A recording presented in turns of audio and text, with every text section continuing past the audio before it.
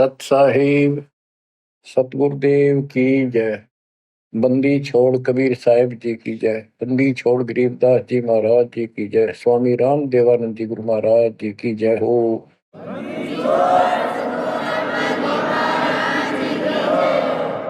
सर्व संतों की जय, सर्व भक्तों की जय, धर्मी पुरुषों की जय। श्री काशी धाम की जय, श्री सुडानी धाम की जय, श्री क्रोथा धाम की जय, श्री बरवाड़ा धाम की जय। सत साहिब जय जय सतगुरु मेरे की जय जय सतगुरु मेरे की। सदा साहेबी सुख से बसियो अमरपुरी के डेरे की। जय जय सतगुरु मेरे की जय जय सतगुरु मेरे की। सदा साहेबी सुख से बसियो सत्यलोक के डेरे की।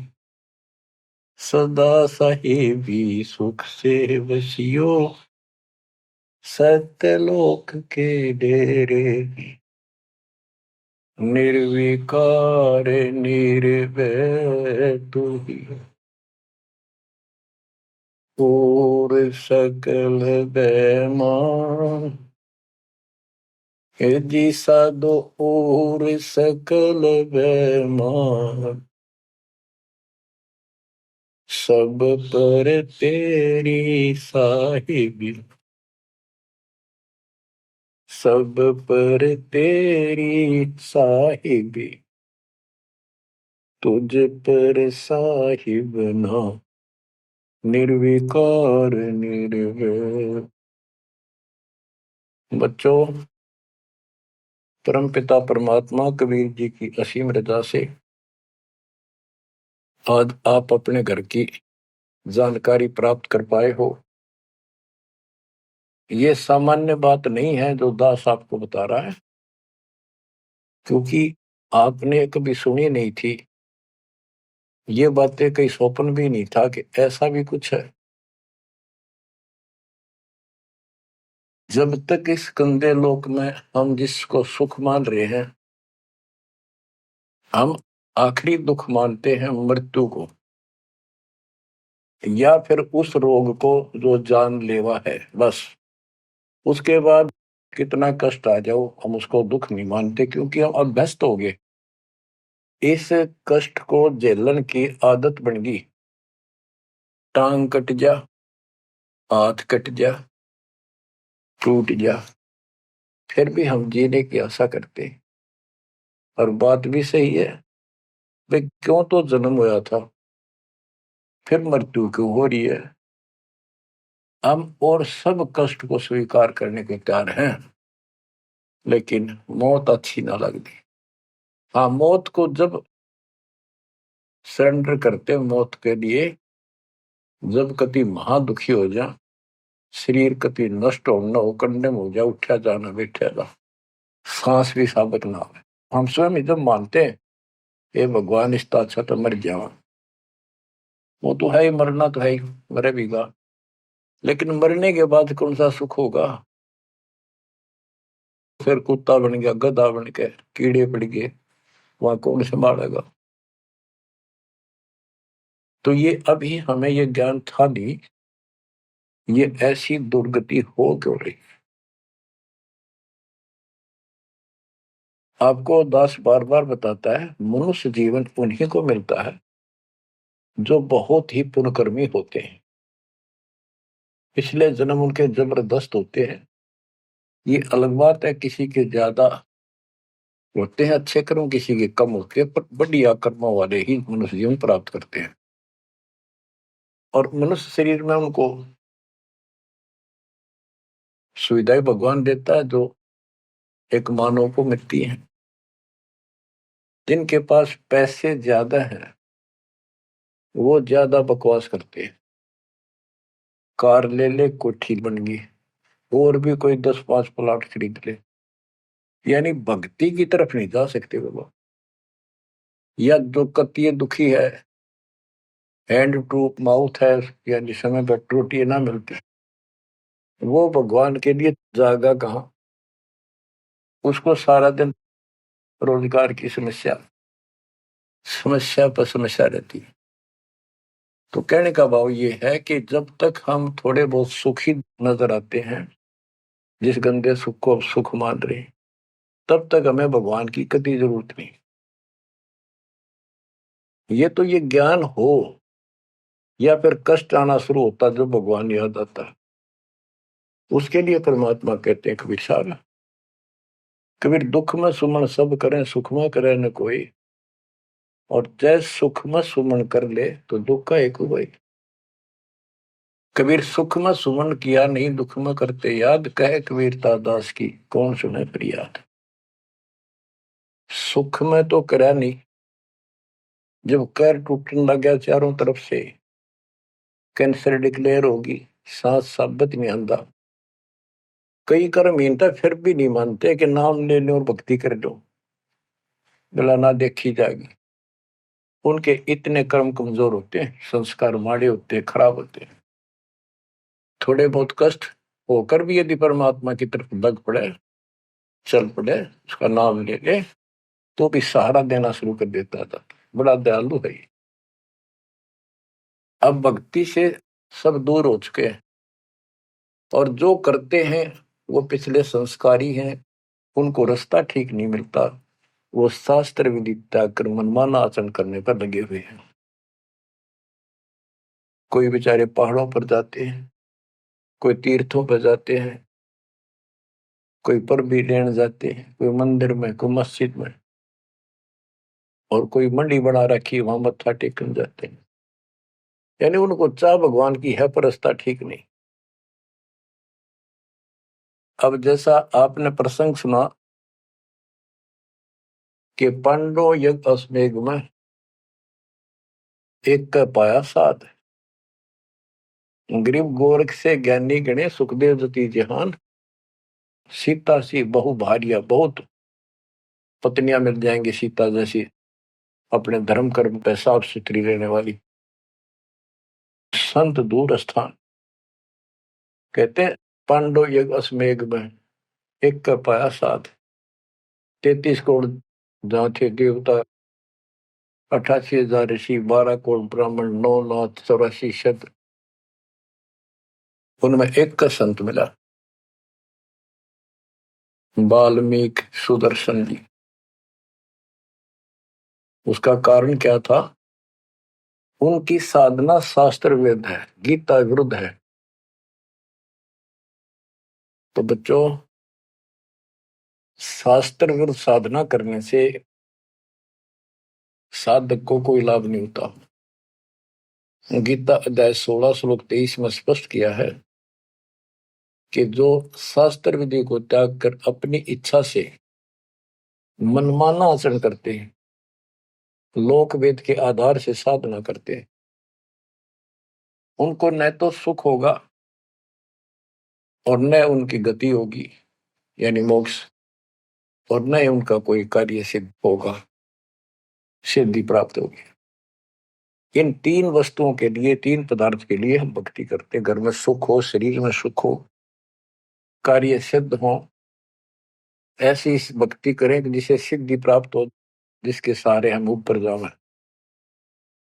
जैसे सुखदेव के पास एक आकाश में उड़ जाने की सिद्धि थी, और हमारे परमात्मा कहते हैं जो हम भक्ति दे रहे हैं इसमें 24 सिद्धि आ जाएंगे। इन 24 की 24 को भी कहीं यूज नहीं करना, उसका प्रयोग नहीं करना। ये उनमें एक सिद्धि आकाश से उड़ जाने की भी होगी। एक सिद्धि आकाश से उड़ जाई, एक सिद्धि जल पैर न लाई, एक सिद्धि कुछ खावे न पीवे, एक सिद्धि जो बहुत जीवे। ये कई कई दिन नहीं खाते पीते, तो वो एक सिद्धि होती है। गरीबदास जी कहते 24 को ना मन चावे, सो हंसा सतलोक सदावे। तो कहने का भाव ये है कि ये सब शास्त्र विरुद्ध साधना करने वाले हैं, और अमीन ने जबरदस्त महात्मा मानना थे। ये ऊपर का दिखावा ऐसा गजब का करते हैं, सामान्य व्यक्ति को क्या पता आपको भी पता नहीं था इस ज्ञान के सुनने से पहले ये साधु हमने भगवान दिखाई देते और माथा टेका थे, प्रणाम किया करते, इनको खूब दान भी देते थे। ये पता चला ये डले डोहा थे। गरीब डिम्ब करे डूंगर चढ़े, अंतर झीनी झूल, जग जाना ये बंदगी करे, ये वो वसूल वजूल। ऊंचे से स्थान पर बैठते हैं ताकि दूर से दिखे कि महात्मा तपस्या कर रहे हैं, या पहाड़ों पर चले जाते हैं क्यों लोग भी भटक रहे हैं भगवान के लिए। साधु मिल जाए, कोई आशीर्वाद दे दे, घर में बरकत हो जाए, नो हो जाए, नो हो जाए, तो आशीर्वाद लेने जाया करते और वो जंगलों में साधुओं में ढूंढा करते। तो वो छोटा मोटा आशीर्वाद दे भी देंगे, थोड़ी बहुत राहत मिल भी गई तो मोक्ष तैनो का नो रह गया। गरीब डंब करे डूंगर चढ़े, अंतर जीनी झूल, जग जाने बंदगी करे, भक्ति करे, ये वो असूल वो।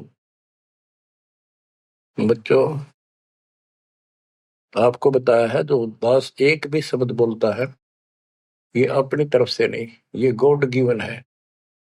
और परमात्मा ने किसको दिया? अपनी प्यारी आत्मा संत गरीबदास जी को दिया। उनके द्वारा अमर ज्ञान लिखवाया गया है, वो आपको सुना रहा है दास। रग यजु है श्याम अथर्व, ये चारों वेद चतुभंगी रे, सूक्ष्म वेद बाचे साहिब का, सोहंसा सतसंगी रे। जो परमात्मा का सूक्ष्म वेद पढ़ता है वो सत्संगी है। चारों वेद ऋग यजु साम अथर्व, ये चारों भ्रमित ज्ञान युक्त है, इनसे जीव को कोई लाभ नहीं होना, मोक्ष नहीं हो सकता। तो दास आपको ये सूक्ष्म वेद सुना रहा है। अब कुछ वाणी सुनाऊंगा। ये माया का ग्रंथ है। एक बाल्मीकि नीचे कुल साधु, जिन संघ पंचायन पूरे न दू। एक बाल्मीकि जाति का, जिसको तुम नीचे को मानते थे, वो था साधु जिसने वो पंचायन शंख बजा दिया। और गनो माया के पुता, ब्रह्म जोगनी सब ही टूटा। ये बाकी ये माया के पुजारी, इनके पास यथार्थ भक्ति नहीं थी। चंद सूर केतक साई, जिनके आगे ये बड़े गदाई, नूरी दीपक धरे चिरागा, काल करंजन को उठ लग गया। नूरी अंग विनस है भाई, माटी के किस गिनती माई। कि ये ब्रह्मा विष्णु महेश्वर का नूरी शरीर है, हल्का सा नूर का। इन देवताओं का नूरी शरीर है, ये नकली नूर है, असली नूरी शरीर सतलोक में है। काल ने दुर्गा के माध्यम से यहाँ उस सतलोक वाली सारी डुप्लीकेट वस्तु बनवा रखी है। कति नो किनो मिलते जुलते स्त्री पुरुष ऐसे ही है, और लेकिन वहां ओरिजिनल शरीर है, बिल्कुल अविनाशी शरीर है।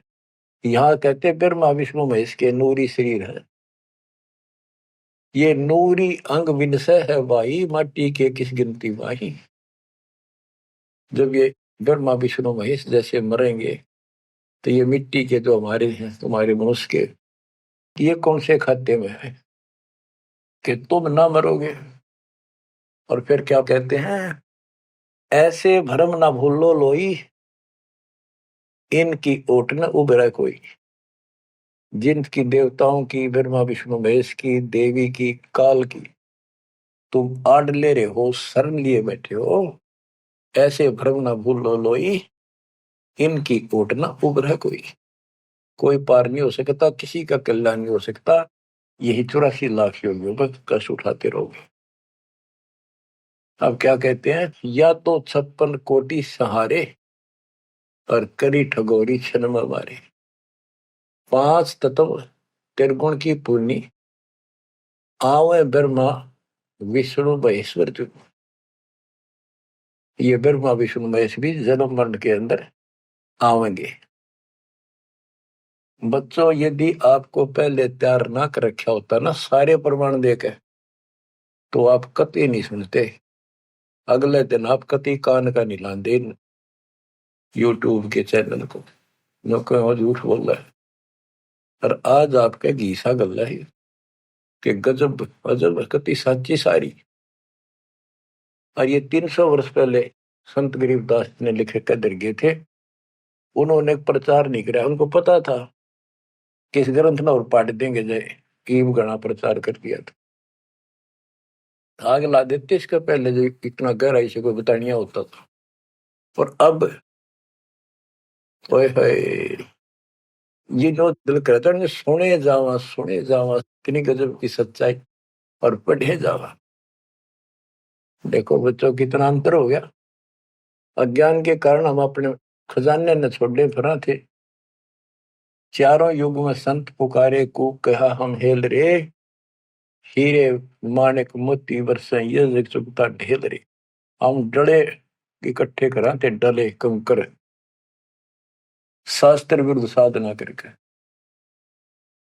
और ये हीरे माणिक मोती है, ये है वह सच्चाई रूपी हीरे मोती, ये वर्षन लायक रहे और सच्ची भक्ति। अब क्या बताते हैं, ऐसे भ्रम ना भूलो लोई, इनकी ओट न उभरे कोई। या दो 56 कोटि सहारे, करी ठगोरी छन में मारे। अब सुनो, या दो 56 कोटि सहारे, करी ठगोरी छन में मारे। 5 तत्व त्रिगुण की पुनी, आए ब्रह्मा विष्णु महेश्वर जूनी। देखो काल का जाल कितना भयंकर है। गरीब दुर्वासा को पेता, समझन आई नीचे। 56 करोड़िया दो कटे, मची रुद्र की कीच। गरीबदास जी कहते दुर्वासा तपस्या कर कर परमाणु बम बन गया, सिद्धियां भर गई, वचन की शक्ति आ गई। यादों के अंदर एक अभिमान हो गया था कि हमारे साथ श्री कृष्ण जी हैं।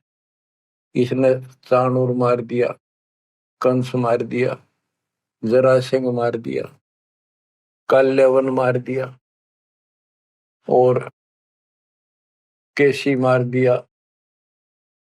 तो इस प्रकार ये नो सोच बैठे थे कृष्ण तो ऊपर कोई नहीं और थारा कोई कुछ नहीं बिगाड़ सकता। जब उनको ये पता चला यादों को, दुर्वासा जी श्री कृष्ण जी के आध्यात्मिक गुरु भी थे और वो द्वारका की बनी में बैठ के जाके, बनी होती है गांव के चारों तरफ, शहर के चारों तरफ पर जंगल होता था, अच्छे सुंदर वृक्ष होते थे, बहुत बड़े बड़े पीपल वृक्ष, नीम, सब गांव के चारों तरफ। ये पहले समझदार व्यक्ति होते थे और चारों तरफ गांव के नीम, पीपल और बड़, तीन तो हमने देखे खूब चारों तरफ होते थे। उनसे ऑक्सीजन गांव में जाती थी, किधर की हवा चलो सारी ऑक्सीजन जाती थी। तो उसका एरिया कम से कम आधा किलोमीटर का होता और पूरे गांव के चारों तरफ होती थी। उसको बनी बोलते थे। उसमें छोटे मोटे बोझले भी होते थे जिनकी 8 फ्रेश उड़ जाया करते थे लोग, साथ में तालाब होते थे। तो क्या बताते हैं कि बनी में बैठ गया दुर्वासा जी आके, और द्वारका के अंदर ये बात फैल गई कि दुर्वासा जी बड़े पहुंचे हुए संत है, ऋषि हैं, भूत भविष्य वर्तमान की तीनों काल की जानते हैं। तो जवान जवान बच्चे थे जिसमें श्री कृष्ण का पुत्र प्रद्युम्न भी था। उनके मन में यह आई भाई दुर्वासा की परीक्षा लेते हैं, देखते हैं कैसा भूत भविष्य की जानता है। उन्होंने स्कीम बनाई, एक लड़के का पेट पे लोहे की कढ़ाई बांध दी छोटी सी और गुजरियां वाले लड़कियां वाले कपड़े पड़ा दिए, मुंह पर घूंघट डाल लिया करते पहले, पूरा स्वांग कर दिया लड़की का, ले गए गर्भवती लड़की का। 5-7 और थे बच्चे, बच्चे तो क्या थे, अच्छे शादी हो रही थी उसकी, प्रद्युम्न की भी। तो वहां बच्चे भी हो रहा था उसके, अनिरुद्ध जैसे। दुर्वासा जी से जाकर उन्होंने कहा, हे महाराज, आप तीनों काल की जानते हो, त्रिकालदर्शी हो। ये व्यक्ति है, ये इसकी पत्नी है। इनके 10-12 वर्ष में भगवान ने दया करी है, इसका आश्रय ही है। और ये उतावले हो रहे हैं, ये पूछ लो भाई बेटा होगा कि बेटी। दुर्वासा ने देखा दिव्य था, गुस्सा में होगा, लाला कर ली, अगे तो मजाक करते हैं तेरा। तो गुस्से में आगे कहने लगा, यह दो कुल का नाश होगा इससे, जो गर्भ है इससे। इस बात से जब गुस्सा हुआ तो भाग गए बच्चे। सारी नगरी में बात फैल गई कि बच्चों ने मजाक कर दिया और दुर्वासा ने श्राप दे दिया यादव कुल का नाश होने का। तो उनको पता था, नगरी वालों को, श्री कृष्ण जी हमारे सिर पर कौन क्या बिगाड़ सकता है।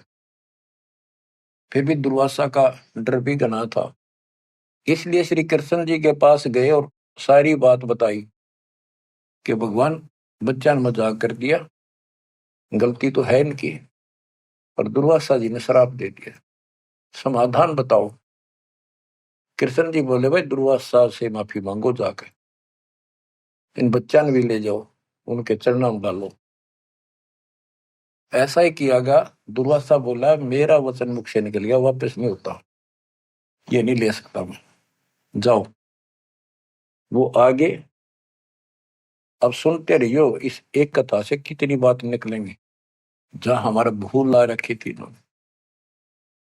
कृष्ण जी के पास आए, बहुत ज्यादा दुख हो गया, सारी नगरी में उस दिन भोजन नहीं बना, इतने दुखी हो गए। श्री कृष्ण जी के पास फिर गए जी, उन्होंने कहा है कि अब मैं कुछ नहीं कर सकता, मेरे मुख से निकल गया सो निकल गया। श्री कृष्ण जी बोले, कैसा करो, ये जो कपड़े बांध रखे थे ना, गाबा ऊपर, कढ़ाई के ऊपर रुई राई थी, और फिर नीचे कढ़ाई थी, कढ़ाई न तो घिसा के कति चूरा कर दे उसको, इन कपड़ों को फूक के और वहां डालो प्रभास क्षेत्र में, दूर यमुना के किनारे। तो उन्होंने सब ने जाकर वो कपड़े, उस लड़की का रूप बना था, वो फूक फाक दिए, दरिया में बहा दिए, और वो कढ़ाई के सान ला के नंबर ला दिए उनके। सारा दिन लगे रहे, पत्थर पे घिसाएंगे, वो पूरा वहीं पडारा किनारे बजाता रहा।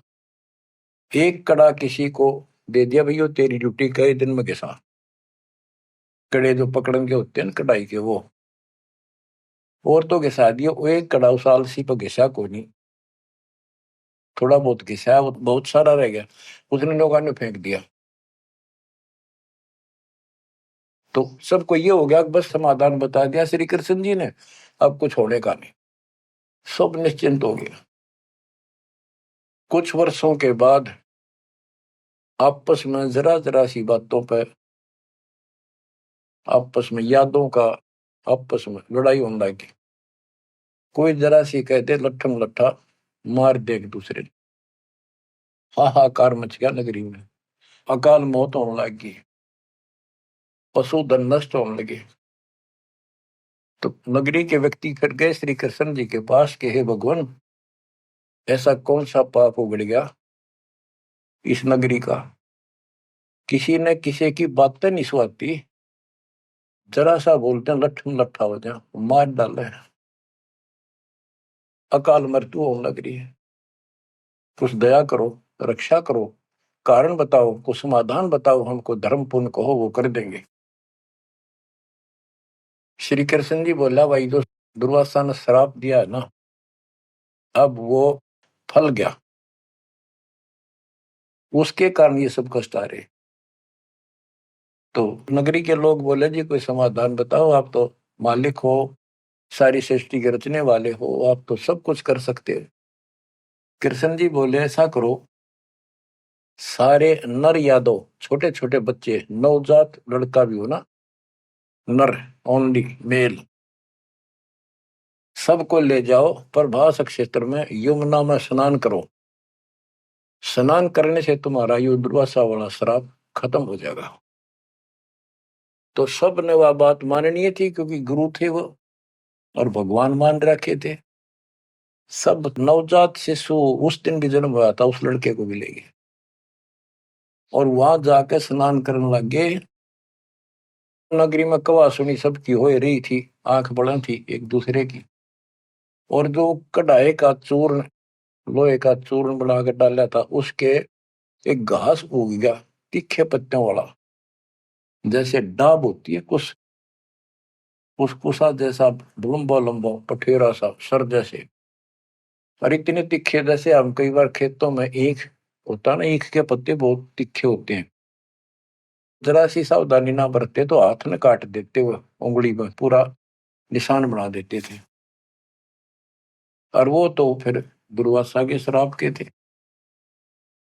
वहां पर उस सरकंडन पाड़े सर ने और एक दूसरे का मारो, वो तलवार का काम करे, गर्दन कटकर नारी पड़ जाए। वो 56 करोड़ यादव आपस में कट के मर गए, थोड़े बहुत बचे। फिर कृष्ण जी को पता चला जी सारे कट के मर गए, आप तो को तो शराब खत्म हो जाएगा, ही सारा कुल नष्ट हो गया। वहां तो विष्णु पुराण में लिखा है, श्री कृष्ण जी गए और उन मूसल पाड़ के हुए, उसने भी रहे खे यादव खुद मार दिए, काट दिए सबको, अकेला बच गया। और फिर जाके एक पेड़ के नीचे बैठ गया।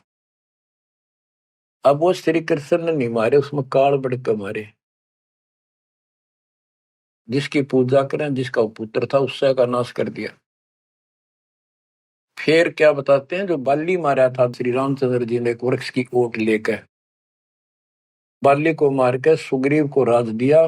सुग्रीव ने फिर रामचंद्र जी की हेल्प करी लंका पर युद्ध करने के लिए। वो बाली उसने मारा था धोखा करके, आमने सामने श्री रामचंद्र जी लड़ नहीं सका, उसमें इतनी ताकत थी, 50% पावर खींच लेता था बाली। इसलिए वृक्ष की ओट लेकर सुग्रीव ने बता दिया उसके भाई ने, वृक्ष की ओट लेकर मार सकते हो, वैसे नहीं सामने नाड़ा। वृक्ष की ओट लेकर थोड़ा सा मुंह काटा, तीर ठोक दे। जब 7-8 तीर मारे जब वो मरा था। फिर बाली ने कहा था जी आपने बहुत बड़ी गलती कर दी, आपका मेरा के रोला था, हमारा भाई भाइयों का झगड़ा था, और फिर लड़ना था, सूरवीर थे आमने सामने आते, आपको पाप लगा, आपने बदला देना होगा। तो रामचंद्र जी ने बताते हैं, कहा कि मैं तेरा बदला दूंगा। श्री कृष्ण रूप में श्री राम जन्मे और वो ये बाली एक बालिया नाम का शिकारी बना।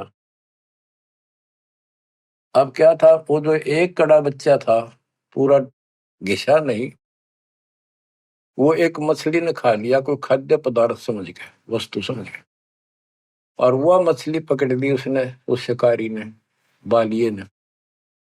उसने जब वह काटी मछली तो उसमें तो चमकीली धातु निकली। वो ले गया सुनार के पास, उसने सोची कोई चांदी दिखा है। सुनार बोला है लोहा बहुत गजब का है, चांदी नहीं है। लोहार के पास ले गया, लोहार से कहा कि इसका यूं तीर बना दे मेरा, जहर में बुझा के, तो इसको विशेष रखूंगा, अलग से कोई भयंकर जानवर आ गया, शेर शार, तो उसको मार दूंगा अपनी जीवन रक्षा के लिए।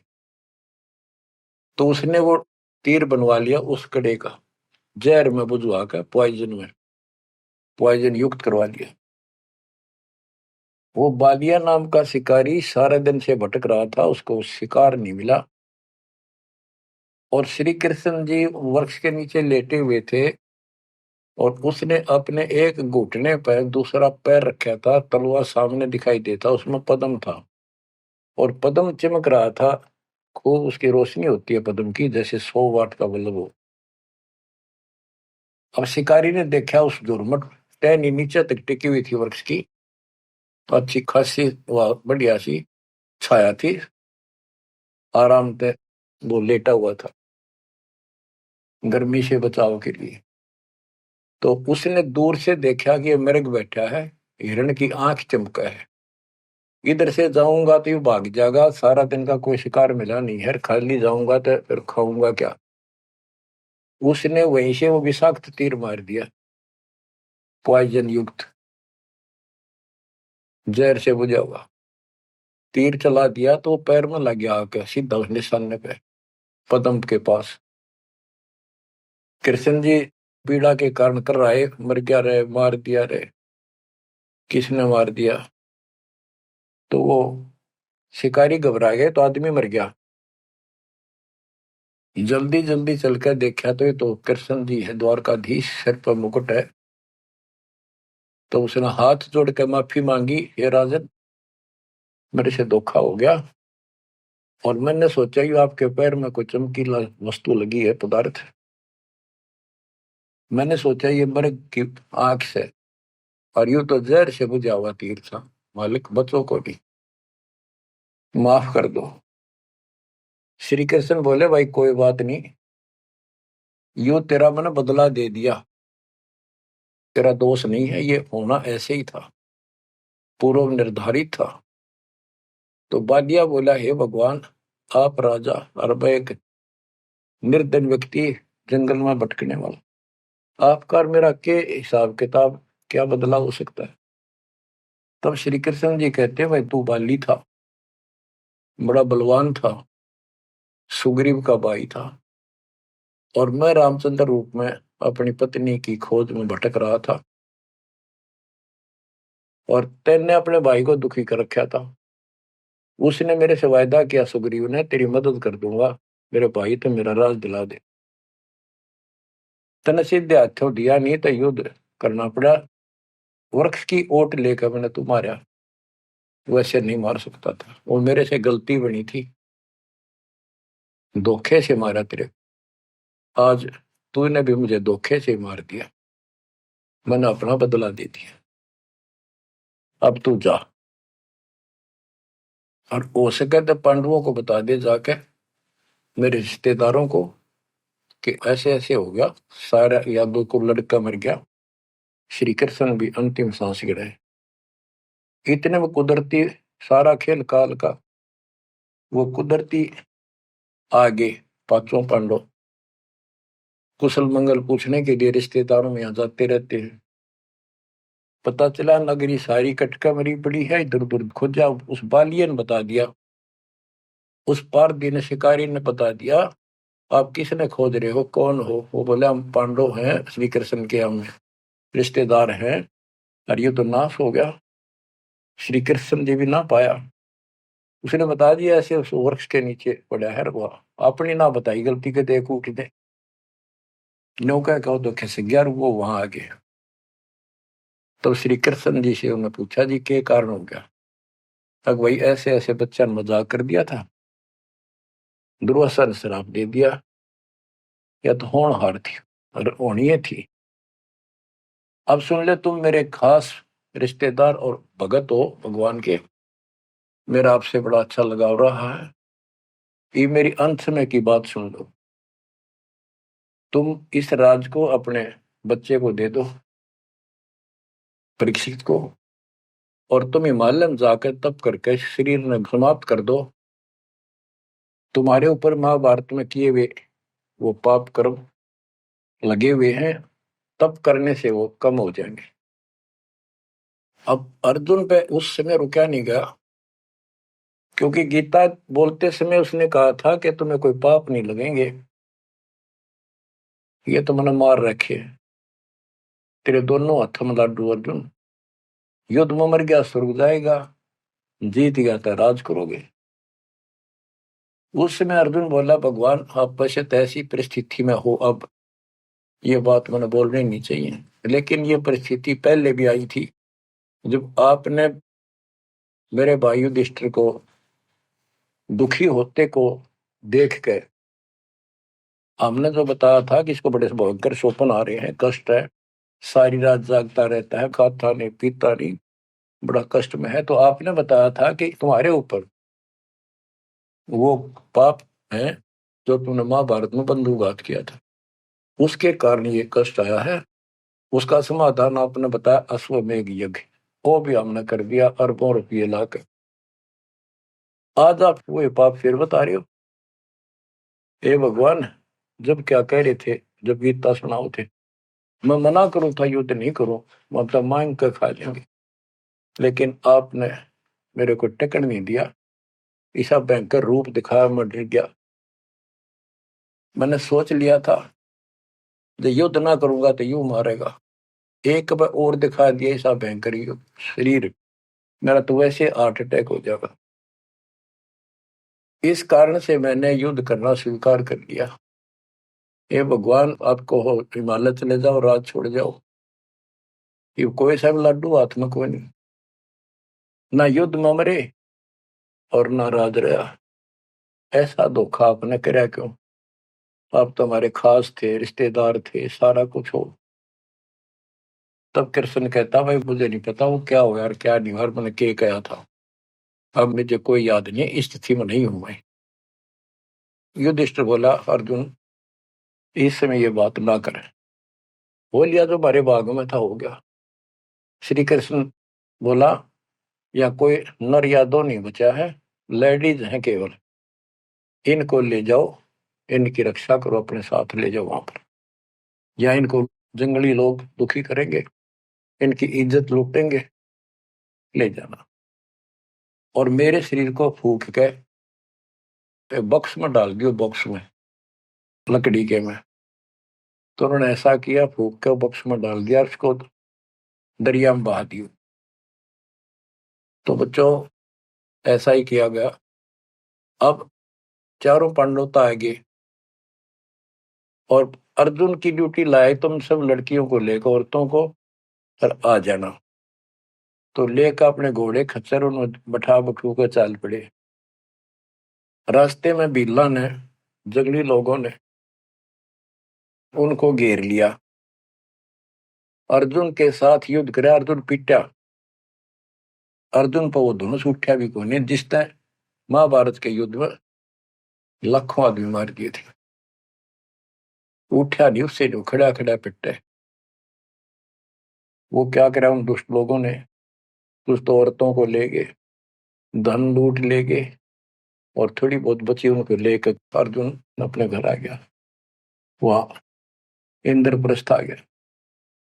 फिर वो कोस रहा है श्री कृष्ण को, कितने सारे धोखा करे हमारे साथ, नाश करवाना था, युद्ध करवाया, जब तक मेरे में ताकत देती एक मारू था 10 मरे थे, और आज मेरा हाथ भी ना उठा, धनुष तो दूर की बात है।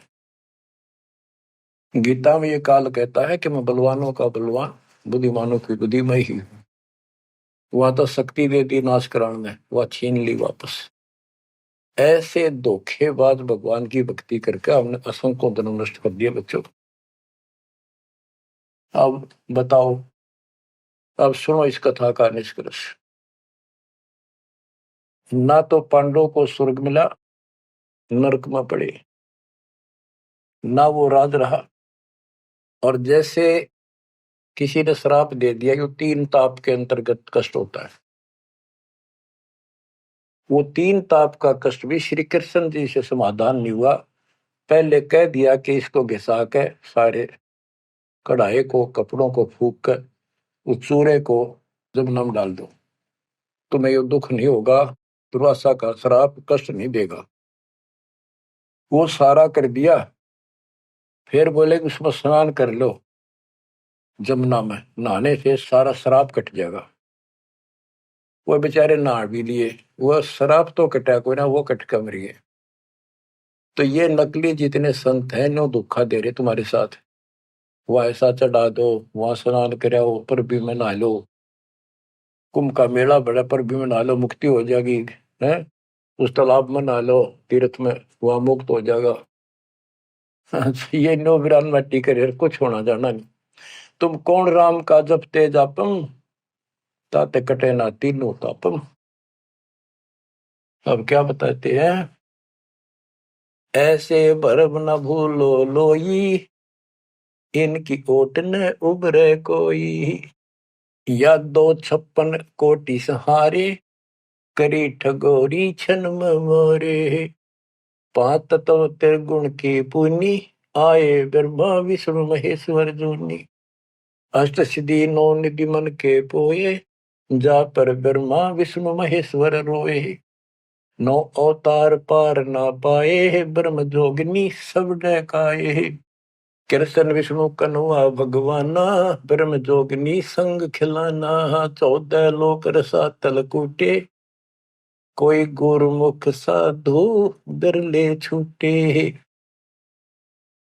के कोई गुरुमुख साधु पूर्ण संत का उपदेशी भगतमती केवल इनका बचाव हुआ।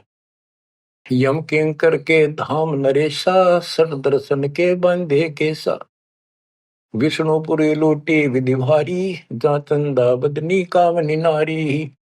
भोग विलास करे वहां प्राणी, बोर पड़े हैं चारों खानी। कहते ऊपर के लोकों में ये सारी बकवाद करे, क्योंकि वो स्वर्ग होटल हो तो वो बकवाद है, और वो है क्या, अपनी जेब कटवा के पुण्य खत्म करके फिर पृथ्वी पा के धक्के खावे, कुत्ता बने गधा बने। भोग विलास करें वहां प्राणी, बोर पड़े हैं चारों खानी। शिव पर लूटे कूटे बहु भांति, ये जम किम कर तोड़ते हैं छाती।